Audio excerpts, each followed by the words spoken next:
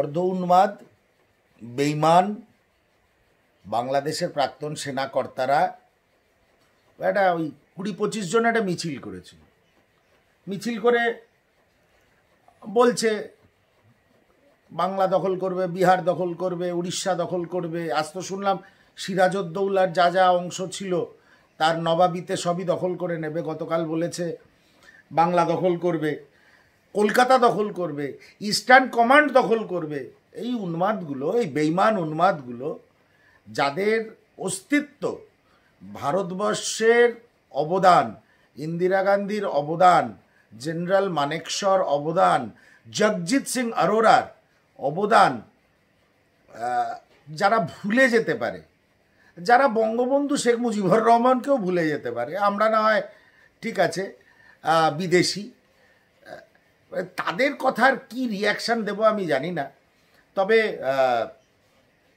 কিছু কিছু সংবাদ মাধ্যম আমি দেখছি ওই কটা উন্মাদ, যেগুলো চাল নেই চুলো নেই, পুরো ন্যাংটা, সেগুলোর রিয়াকশান নিয়ে সারা দিন সংবাদ মাধ্যমে একটা হই হই হই হই করছে। এই কলকাতা দখল হয়ে গেল, এই ইস্টার্ন কমান্ডের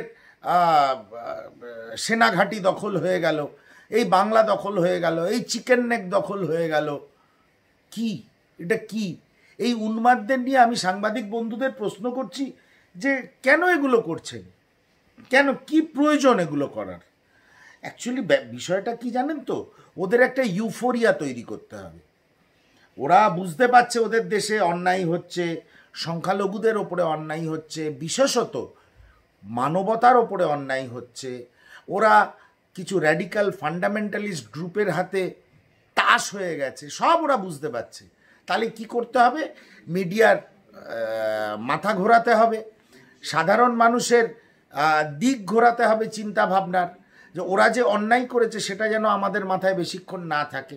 উল্টো পাল্টা কথা।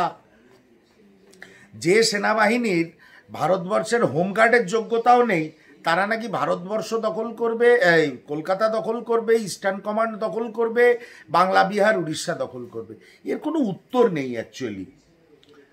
দেখুন, এই মোহাম্মদ ইউনূসের শান্তি পুরস্কার পেয়েছেন, আরও শুনেছি কিছু কিছু পুরস্কার পেয়েছেন আন্তর্জাতিক। কিন্তু এই মোহাম্মদ ইউনূস সম্বন্ধে অভিযোগও আছে। এই মোহাম্মদ ইউনূস একটা গ্রামীণ ব্যাংক চালাতেন, ওনার ভুল পলিসির জন্যে, বা বলতে পারেন ওনার কিছু ফ্ল এমন ছিল, অপারেশনাল ফ্ল, তার জন্য গ্রামীণ ব্যাংকটা দেউলিয়া হয়ে গেছিল। শোনা যায় শেখ হাসিনা সরকার 400 কোটি টাকা দিয়ে মোহাম্মদ ইউনূসকে সাহায্য না করলে বাংলাদেশের মানুষ পিটিয়ে বার করে দিত বাংলাদেশ থেকে মোহাম্মদ ইউনূসকে। আজকে উনি স্বাভাবিক একটা গদি পেয়েছেন। কিছু বিশৃঙ্খল ছাত্র ছাত্রী, ছাত্র সমাজ, ছাত্রী সমাজ ওনাকে গদিতে বসিয়েছেন।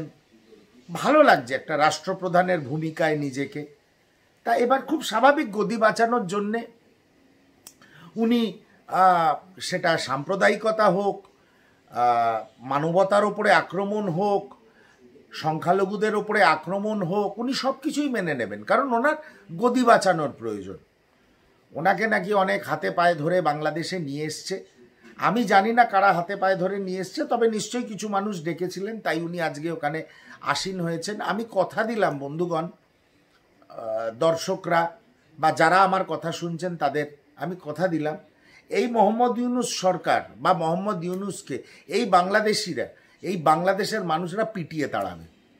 কারণ যে যথেচ্ছাচার চলছে বাংলাদেশে, দেখুন খাদ্যদ্রব্যের মূল্য আগুন, ওনারা বুঝতে পাচ্ছেন না ভারতবর্ষ ওনাদের বন্ধু না পাকিস্তান ওনাদের বন্ধু, ওনারা বুঝতে পাচ্ছেন না আমেরিকাকে খুশি করবে না চায়নাকে খুশি করবে।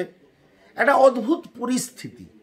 আর যেভাবে ওনার শাসনকালে, উনি তো শান্তি পুরস্কার পেয়েছিলেন, ওনার শাসনকালে যেভাবে বাংলাদেশে অশান্তি হচ্ছে সেটা অত্যন্ত দুর্ভাগ্যজনক।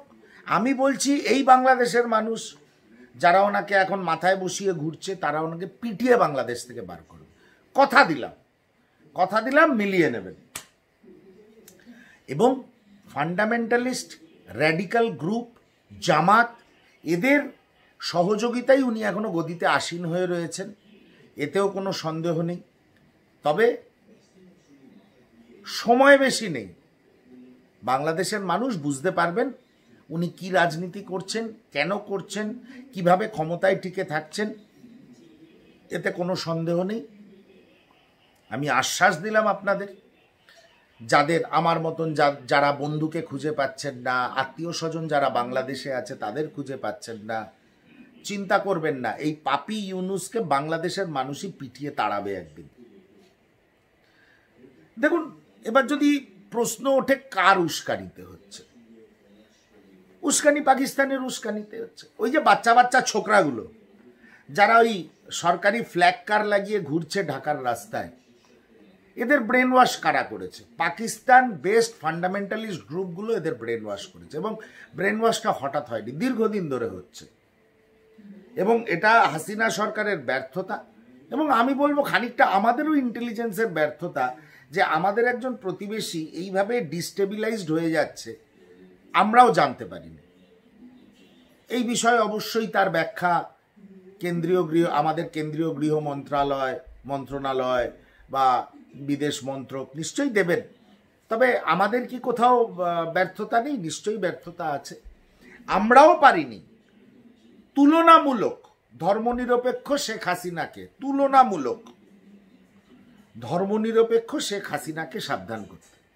আজকে তার ফল সবাই ভুগছে। কয়েকটা চ্যাংড়া, কয়েকটা অর্ধমৃত বুড়ো, হ্যাঁ, ওই সেনাবাহিনীর টুপি পরে বলছে বাংলা দখল করবে, ইস্টার্ন কমান্ড দখল করবে, কলকাতা দখল করবে। অত্যন্ত দুঃখজনক। এটা নিয়ে ভাবার কোনো কারণ নেই। ওদের শারীরিক এবং মানসিক সন্তুলন এই মুহূর্তে ঠিক নেই। ক্ষমা করে দিন, বাংলাদেশের মানুষই ওদের চাপকে সোজা করে দেবে। এই ইউনূসকেও করবে, আর যারা এই বড় বড় ডায়লগ দিচ্ছে একটা ওই 6 ফুট বাই 7 ফুটের ব্যানার ছাপিয়ে সব কটা মার খাবে, আমি কথা দিলাম।